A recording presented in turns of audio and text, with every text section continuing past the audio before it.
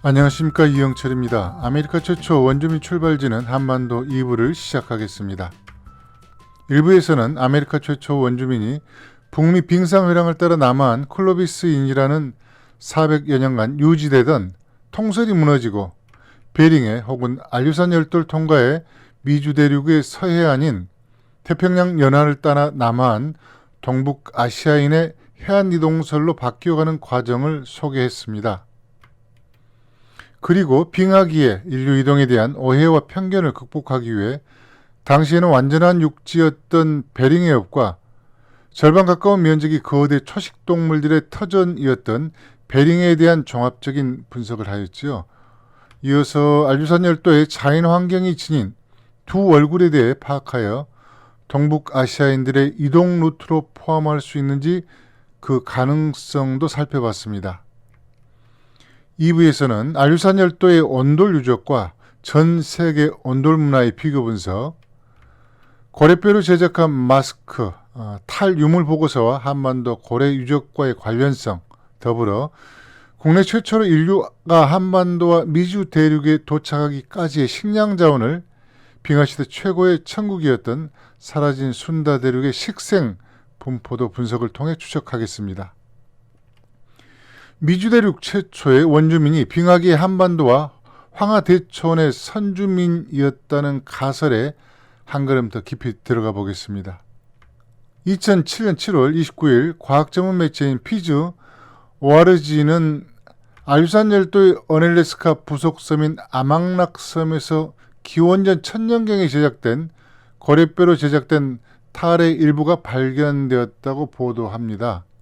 그 당시 지구는 갑자기 냉각되었고 알류산 열도의 기온은 지금보다 훨씬 더 추워 1년 내내 얼음으로 둘러싸여 있던 시절에 조성된 것이며 주민들은 난방을 위해 바닥 아래 온돌로 만든 집에 살았고, 이 탈은 알래스카 반도에서 발견된 알루트족의 AD 1000년경 제작한 탈보다 무려 2000년이나 앞선다는 내용입니다.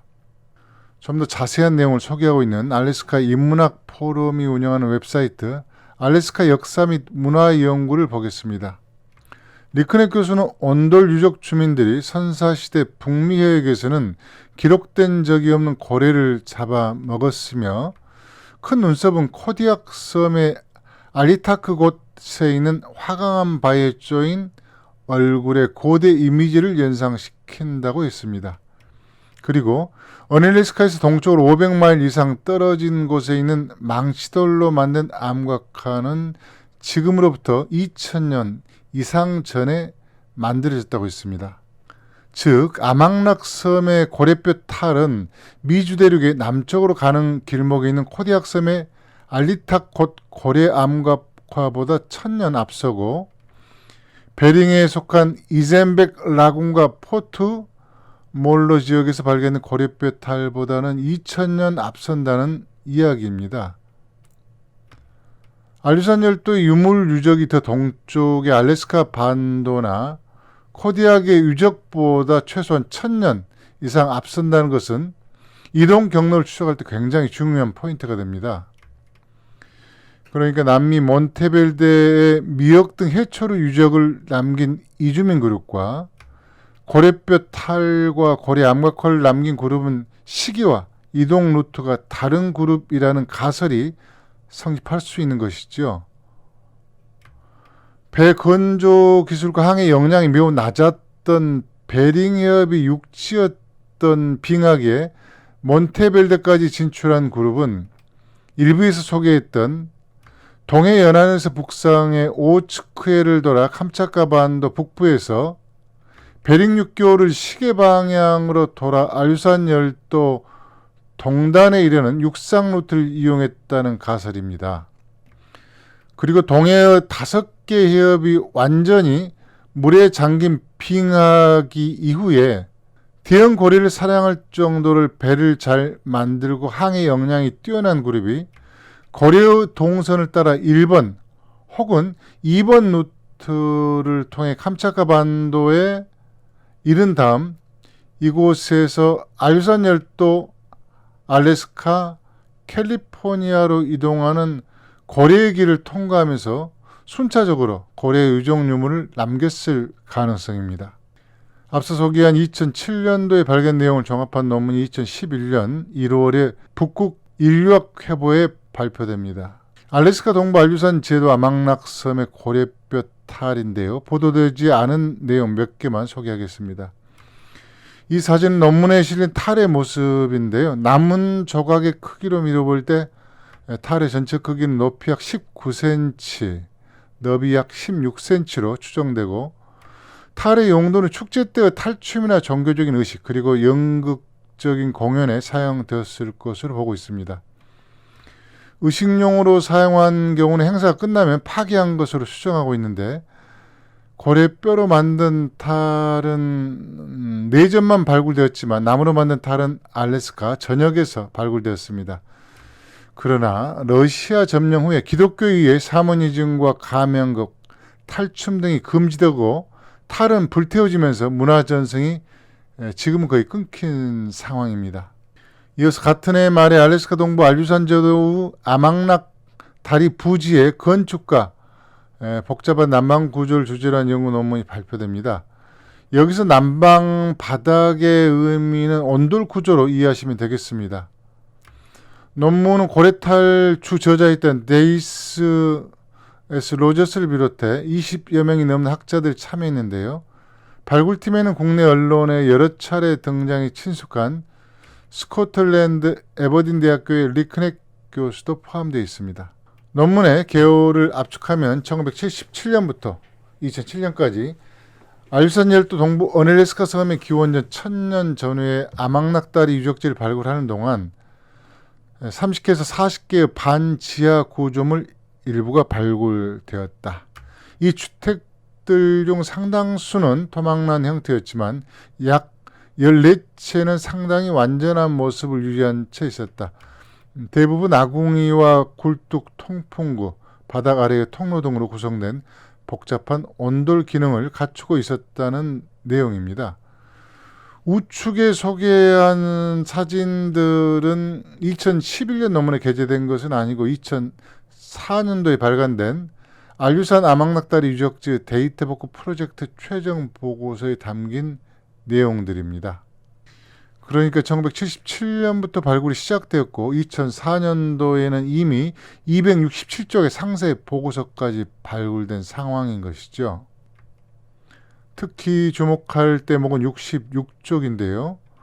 북미에는 온돌과 같은 선사시대 유사 사례가 없지만 기원전 700년경 신석시대 한국과 러시아 극동 지역에서는 온돌로 알려진 거의 동일한 바닥 난방 시스템이 사용되었다고 온돌 발음 그대로 스펠링을 적었습니다. 다만 기원전 700년경을 동북아시아의 신석기 시대라고 한 것은 말도 안 되는 이야기인데요. 본 주제는 해당하지 않지만 잠깐 이 부분은 짚고 넘어가겠습니다. 고조선 혹은 원조선 영역에 해당한 평랑 강동군 순창리 2호 무덤에서는 기원전 25세기에 제작된 금동 귀고리가 발굴되었습니다. 단순한 금제품이 아니라 아말감법과 판금법으로 제작한 고도의 금속공예 기술로 제작한 제품이죠. 그리고 청동기 문화의 시작을 알리는 청동 합금 조각은 평남 성천군 고인돌 무덤에서 발굴되는데 무려 기원전 31세기 절대 연도가 5069년 전 것으로 측정되었습니다. 현재까지 확인된 가장 오래된 철 제품은 기원전 12세기에 제작된 철거울입니다. 이 제품 역시 조악한 선철이 아니라 순도가 높은 쇳물로 주조한 저탄소강이기 때문에 철기의 시작 시기는 당연히 많이 올려 잡아야 할 겁니다. 기원전 7세기면 고조선 문명권에서는 완전한 강철을 생산하는 단계로 진입해 세계 최고의 채광 기술을 확보한 상태입니다. 이렇게 버젓이 유적 유물이 쏟아지는데도 불구하고 기원전 700년경에도 한민족이 신석기 단계였다거나 4세기가 되어야 철기가 사용되었다는 소설이 교과서에까지 실리는 것은 대한민국의 사학계를 장악하고 있는 이병도, 신석호로 출발한 숭일 반민족 식민사학자들이 주요 대학과 국가기관을 장악한 영향이 클 겁니다. 그리고 보수진보 가릴 것 없이 왜곡되어 전달된 랑케의 실증주의 사관에 오염된 우리 사회 지식인들의 책임도 가볍지 않습니다. 특히 민족주의 세력을 제거하고 친일 세력을 중용한 미 군정과 이승만에 의해 반민족 특위가 해체되면서 매국노를 처단하지 못한 것이 큰 원인으로 보입니다. 만약에 30년의 발굴 작업에도 불구하고 온돌 유적임을 알아볼 수 있는 보존 상태가 좋은 아망락다리 유적지가 발견되지 않았다면 알수산 열도의 온돌 문화, 한민족의 아메리카 대륙 진출 역사는 영원히 알려지지 않았을지도 모르겠습니다. 그리고 유적의 구조물 3에서는 작은 고래의 앞다리뼈가 발견되었고 3과 4 구조물 등에서는 지붕을 받치는 기둥 지지대용 고래 척추뼈가 발견되어 온돌 가옥을 세운 이주민들이 해양 포유류 사냥에 능한 부족임을 드러내고 있습니다. 일부에서 소개한 미국의 클로비스보다 앞선 유적인 칠레 중남부의 몬테베르데에서 발견된 미역 화석, 내륙의 빙상 회랑을 통과하지 않고 태평양 열안으로 이동했다는 여러 논문, 그리고 2007년도에 알산 열도의 아망락 섬에서 발굴된 온전한 모습의 온돌 유적과 고래뼈 가면이 발굴되는 성과 등이 이어지면서 2009년 들어 재미역사자인 김성교 회장을 시작으로 국내에서도 울산고래연구소의 김장 박사 등이 선사시대 코리안이 미국 신대륙을 처음 발견했다는 주장을 합니다.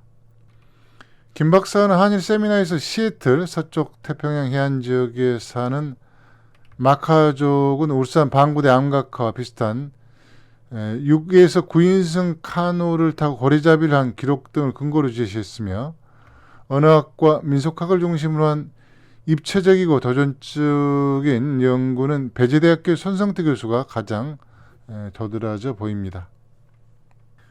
역사적으로 온돌 혹은 온돌과 유사한 유적이 존재했던 지역을 보면 그리스 로마 문화권인 고위도인 잉글랜드 최북단의 로마 요새에서 남부의 바스 그리고 독일 지역, 남쪽은 지중해 권역까지, 그리고 핀란드와 러시아 일부, 이어서 알타이 산맥 서쪽의 몽골 북부와 자바이칼 지역, 고 조선제국의 문명권인 만주와 연해주 일대, 그 중에서 동쪽 축인 한반도와 일본 열도, 서쪽 축인 원조선 이주민들의 본국이 세워진 화북, 산동, 강서 벨트가 있습니다.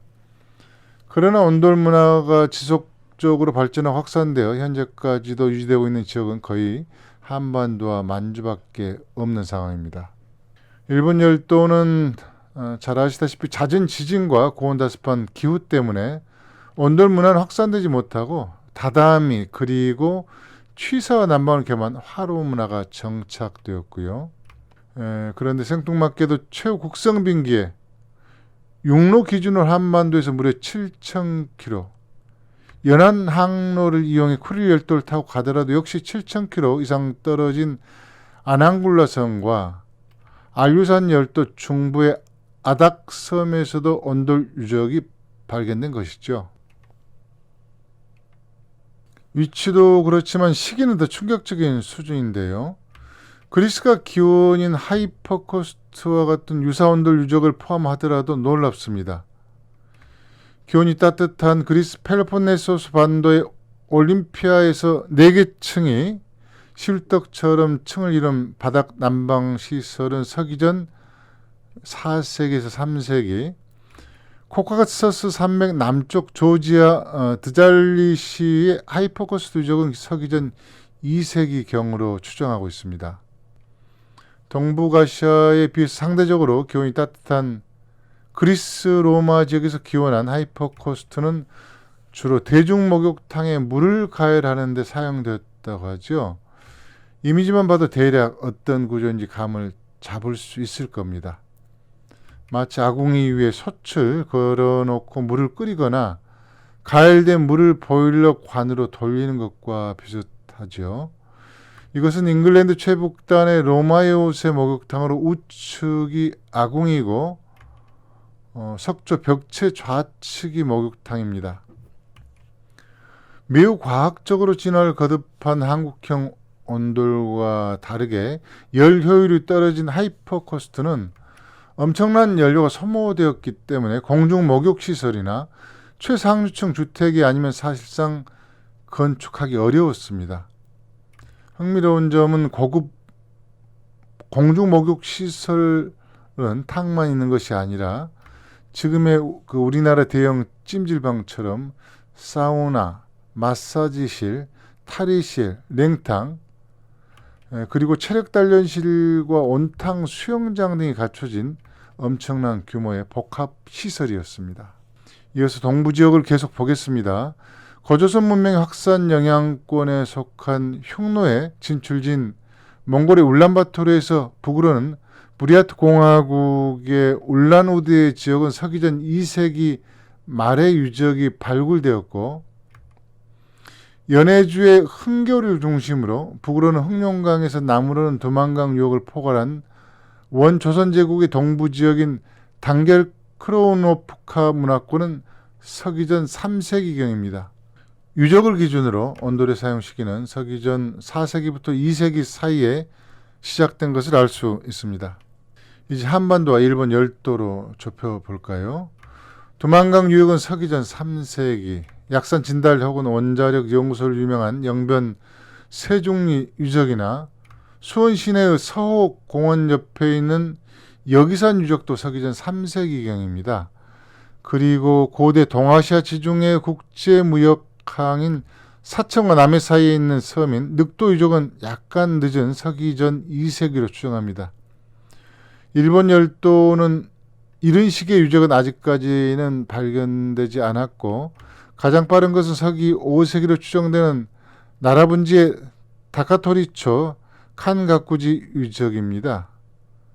그리고 북쪽에 가야신라 백제 도레인이 집중적으로 이주했던 비화호를 품고 있는 시가현 일대 서기 7세기경에 온돌 유적 다수가 발굴되었습니다. 그러니까 현재까지 유적으로 확인된 온돌은 서기전 3세기, 최대로 잡아도 4세기가 가장 이른 것이죠. 그런데 알유산 열도에서 서기전 10세기보다 이른 시기에 온전한 한국형 온돌 유적이 발굴된 겁니다.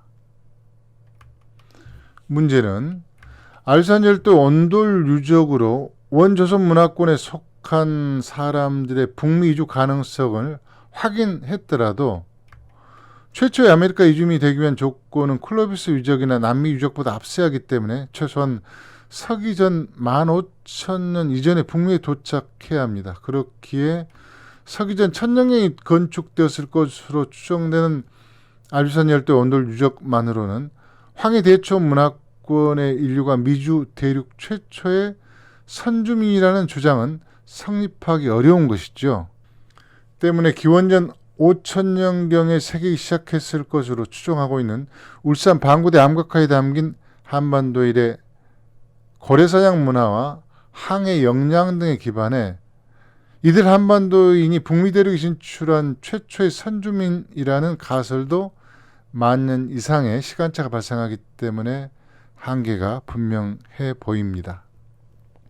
다만 시기적으로 한반도의 고래사냥 유적보다 늦은 베링의 알유산 열도, 북미 서해안의 고려 유적, 그리고 몬테벨데 유적을 가기 위해 통과해야 하는 남미 아타카마 사막의 해안 지역에 엘 메다노와 이즈쿠냐 등 12곳에서 확인된 방구대 암각화처럼 대형 고래사냥 장면이 매우 구체적이고 생생하게 묘사된 유사성을 종합해 보면 한반도 고래사냥 집단의 미주 대륙 진출 가능성만은 유력한 것으로 보입니다.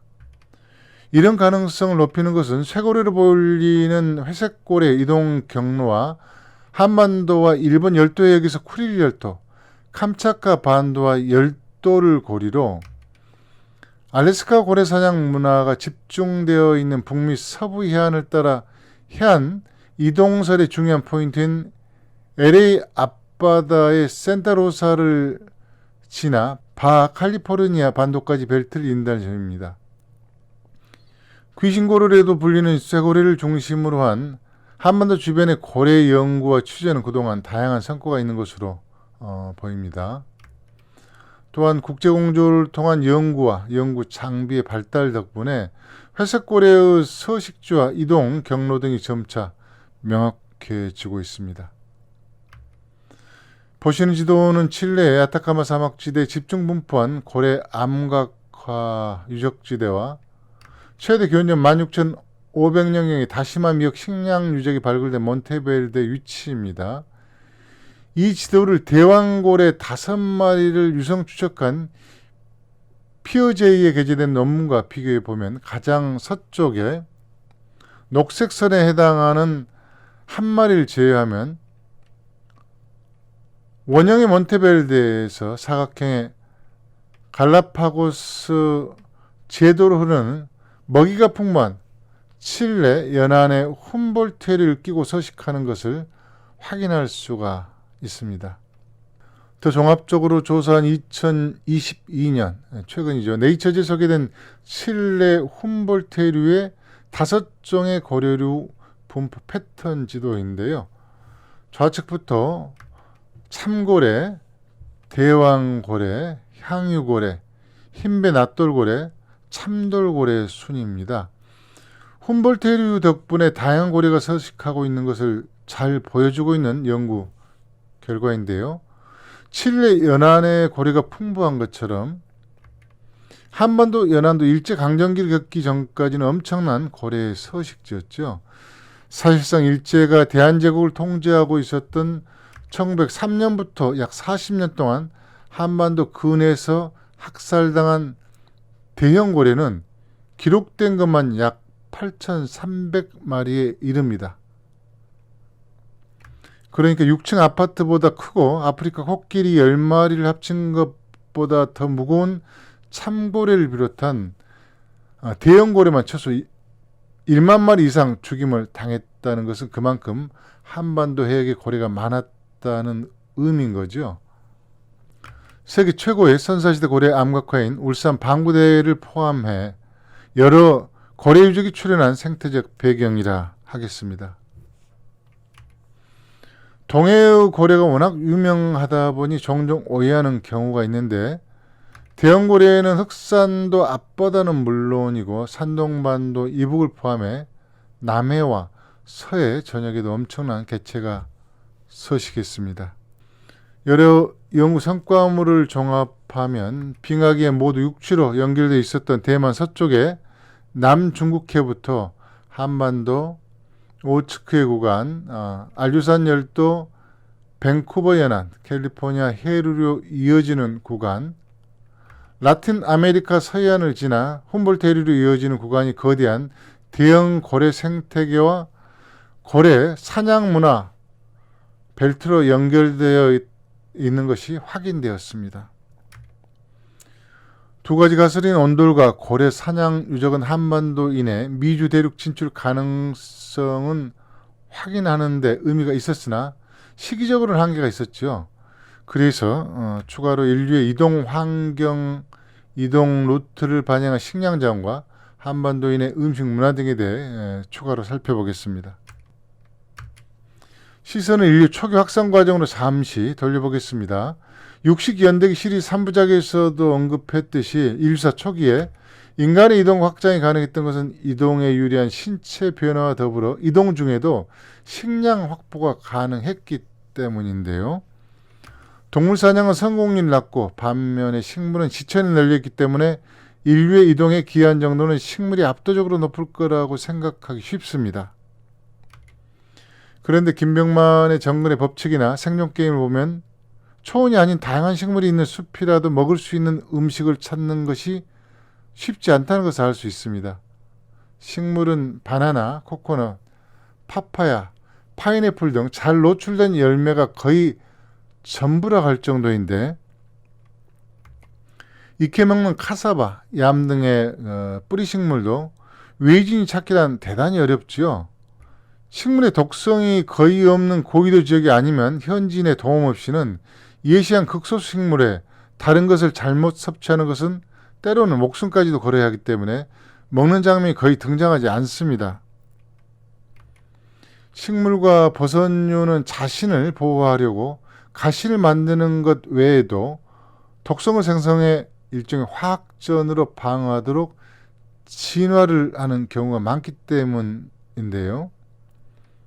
더욱 식물은 위도와 고도, 기온, 지형 등에 따라 헤아리기 어려울 정도로 종류가 다양해 다른 지역으로 이동하면 그 이전에 축적한 정보는 무용지물이 되기 쉽습니다.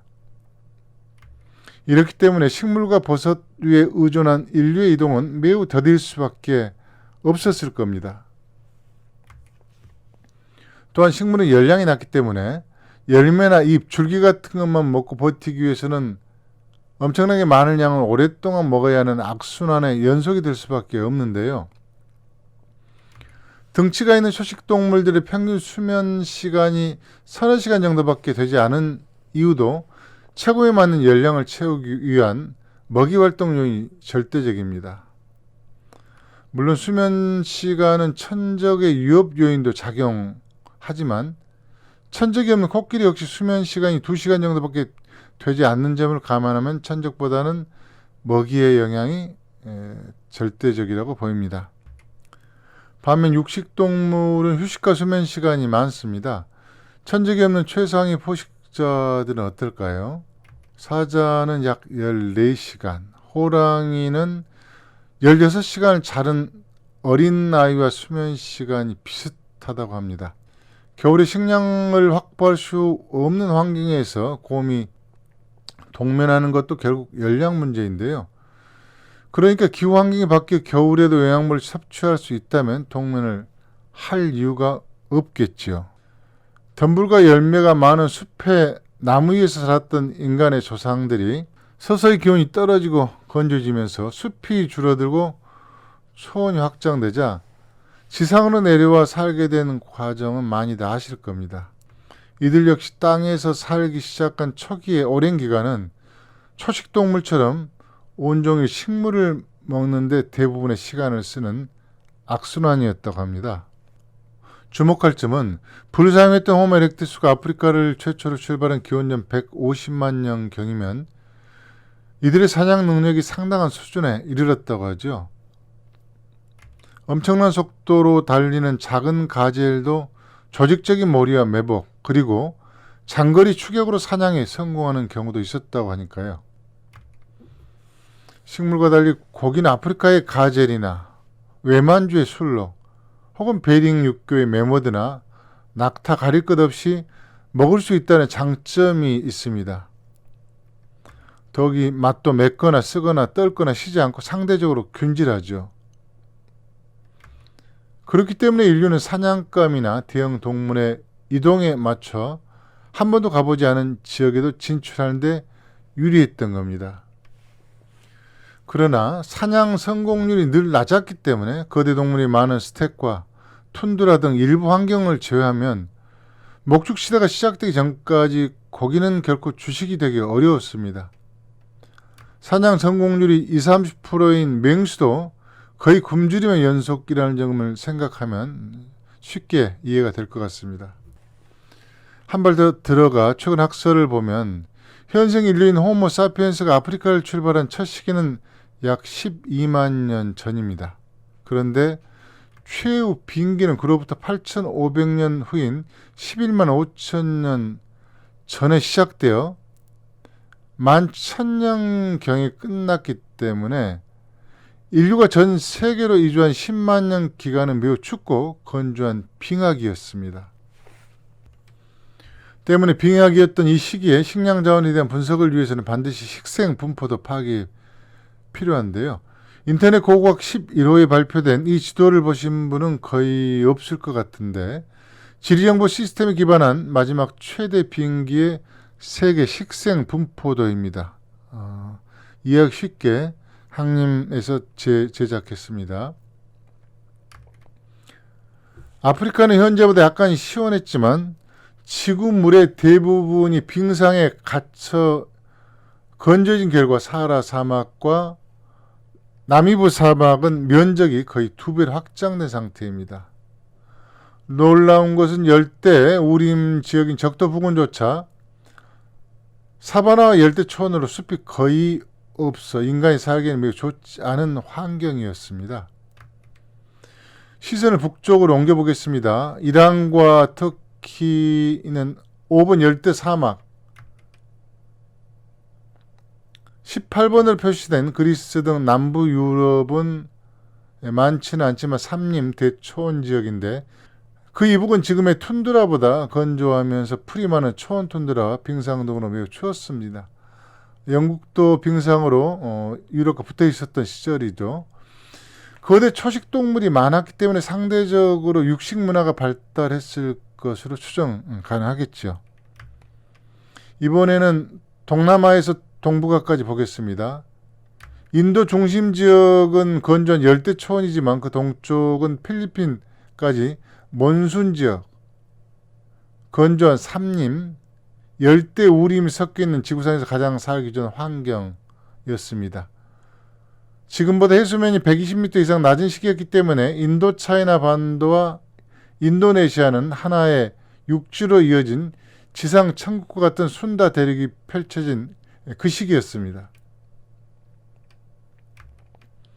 전 세계 상당수 강줄기가 얼어붙었거나 거의 메마른 상태였지만 강수량이 풍부한 이곳은 수많은 강줄기가 저지대 평원을 적신 곳입니다.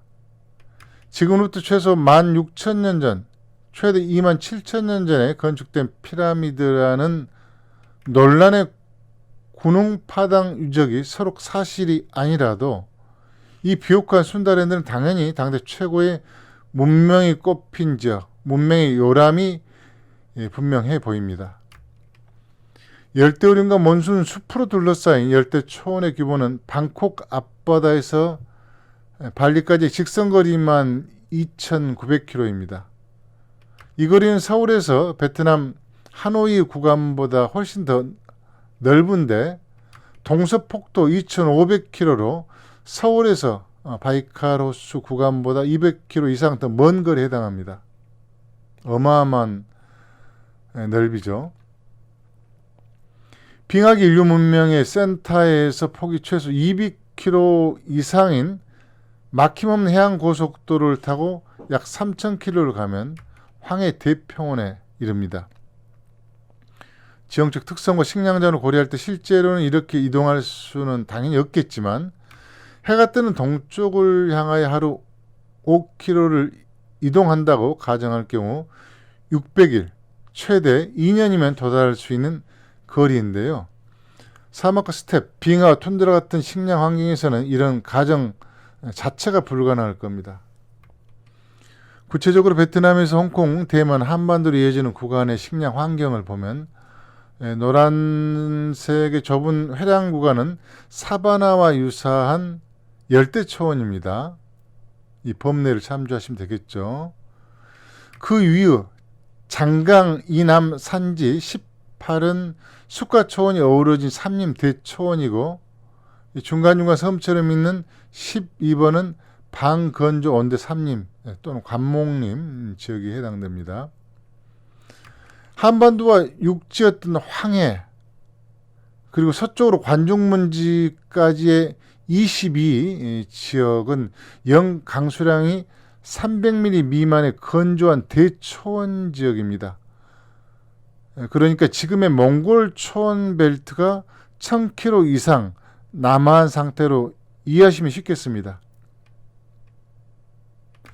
규모는 부산에서 관중문지의 서단인 보게까지 2000km로 빙하기 당시 지구상에서 가장 넓은 건조 초원 지역이자 앞으로 유라시아 대륙에서 사실상 유일한 건조 초원이기도 합니다. 홍산문화 이전의 문화를 이해하기 위해서는 이런 지형적 특성을 기본적으로 이해하지 않으면 어렵겠죠. 그리고 백두산 연산산맥, 태양산맥을 경계로 북쪽은 매우 추운 초원 툰드라 지역이고, 외흥활령인 스타노보이 산맥 이 부근 유럽 북부나 캐나다처럼 빙상은 아니지만 극지 사막 지역입니다. 제3극지대라고 하는 오늘날 티베트 고원보다 더 춥고 거친 자연 환경이었기 때문에 인류가 진입하기에는 제약이 많았을 겁니다. 그렇다고 진입한 그룹이 없었다는 의미는 아닙니다. 참고로 일본의 큐슈와 혼슈 지역은 지금의 캐나다 서부와 비슷한 아한대 삼림 지역입니다. 종합하면 앞으로 유라시아 대륙에서 인류가 출현한 아프리카는 숲은 거의 없는 사막과 사바나가 뒤덮었고, 유럽은 영국을 포함한 절대 지역이 빙상에 덮여 있었던 반면에 동아시아와 동북아시아 중위도 지역은 열대와 온대 숲과 초원이 어우러진 지역이었습니다. 그리고 유라시아 대륙의 중위도 이상 지역은 극한적 추위와 사막의 생태장벽이 놓여 있었습니다. 아프리카를 출발한 인류가 아메리카로 건너가기 전 단계인 동북아시아까지 진출하는 환경을 식생분포와 종 다양성, 식량자원, 그리고 지형과 해수면 변화 등등을 종합해 살펴보면 유럽과 중앙아시아 루트보다는 동남아시아 루트가 더 유리한 것을 확인할 수 있습니다. 특히 유라시아 대륙 온대 종착점인 한반도 이후의 생태 루트는 두만강에서 연해주, 오츠크 연안으로 이어지는 남색의 초원 툰드라 벨트, 그리고 툰드라 지역인 13번 베링 연륙교가 최적의 코스라는 것을 알 수 있죠. 이 코스는 빙하기의 육지였던 아이보리 세계의 한 고속 도로와 일치해 지형적인 큰 장애가 없고, 툰드라의 거대 초식동물 외에도 수산물 확보에 유리한 환경이었습니다.